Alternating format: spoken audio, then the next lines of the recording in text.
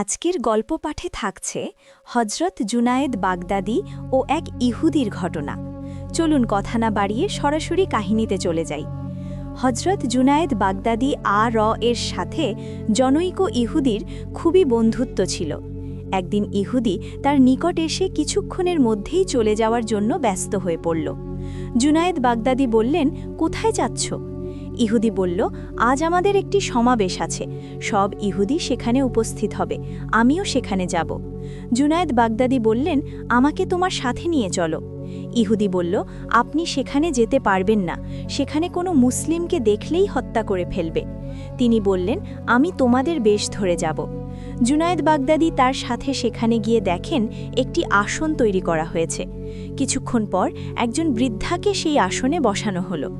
এই বৃদ্ধা প্রতি বছর এখানে বসে জনতাকে একটা মাত্র উপদেশ দিতেন। তারা সবাই সেই উপদেশ পালন করত, কিন্তু এইবার সে চুপ করে বসে রইল। ভক্তরা বলে উঠল, আপনি আজ কিছুই বলছেন না কেন? আমরা যে আপনার বাণী শোনার জন্য অধীর আগ্রহে আছি।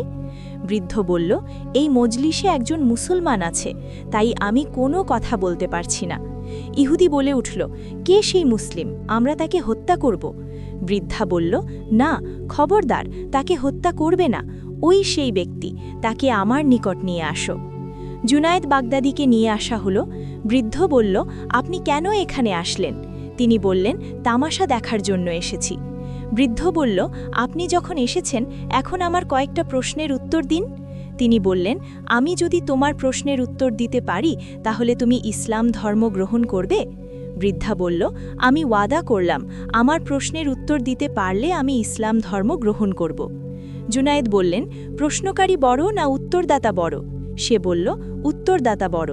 তখন তিনি বললেন, তুমি প্রশ্নকারী, তুমি নেমে আসো, আমি ওই আসনে বসে উত্তর দিব। বৃদ্ধা নেমে আসলো। তিনি গিয়ে সেই আসনে বসলেন। আচ্ছা, প্রশ্ন করো। বৃদ্ধা বলল, ১ নাম্বার প্রশ্ন, আপনারা বলে থাকেন বেহেশতে এত আহার করা হবে, তবু পায়খানা প্রস্রাবের প্রয়োজন হবে না। ২ নাম্বার প্রশ্ন, বেহেশতে এমন একটি বৃক্ষ থাকবে যার শাখা প্রশাখা বেহেশতের প্রতিটি ঘরের উপর বিস্তার করবে। ৩ নাম্বার প্রশ্ন, বেহেশতের নিয়ামত যতই খাওয়া হবে তার ঘাটতি হবে না। এগুলি তো অসম্ভব কথা। ১ নাম্বার প্রশ্নের উত্তর, সন্তান যখন মায়ের গর্ভে থাকে তখন সে মায়ের রক্ত আহার করে, কিন্তু তার পায়খানা প্রস্রাবের প্রয়োজন হয় না। ২য় নাম্বার প্রশ্নের উত্তর হল, সূর্য মাত্র একটা, কিন্তু তার আলো সকল ঘরের উপরে পড়ে। ৩য় নাম্বার প্রশ্নের উত্তর হল, কুরআন শরীফ তেলাওয়াত করে, শ্রবণ করে এবং তার দ্বারাও উপকার পায়, কিন্তু তার স্বাদ ও মাধুর্য কমে না। অতঃপর বললেন, আমি তোমার ৩টি প্রশ্নের উত্তর দিয়েছি, এখন তুমি আমার একটি প্রশ্নের উত্তর দাও। বৃদ্ধ বলল, প্রশ্ন করুন। জুনায়েদ বাগদাদি বললেন, বেহেশতের দরজার উপর কি লেখা রয়েছে?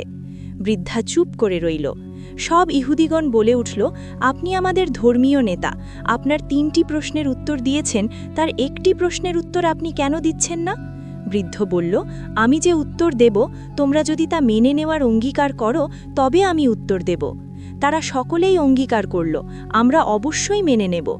বৃদ্ধা বলল, বেহেশতের দরজার উপর লেখা আছে, লা ইলাহা ইল্লাল্লাহু মুহাম্মাদুর রসুলুল্লাহ। এই কথা শুনে সকল ইহুদি কালেমা পড়ে মুসলমান হয়ে গেল এবং ইসলামের সুশীতল ছায়ায় আশ্রয় গ্রহণ করল। সুবহানাল্লাহ।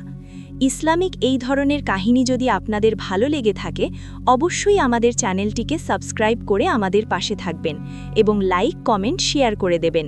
ধন্যবাদ।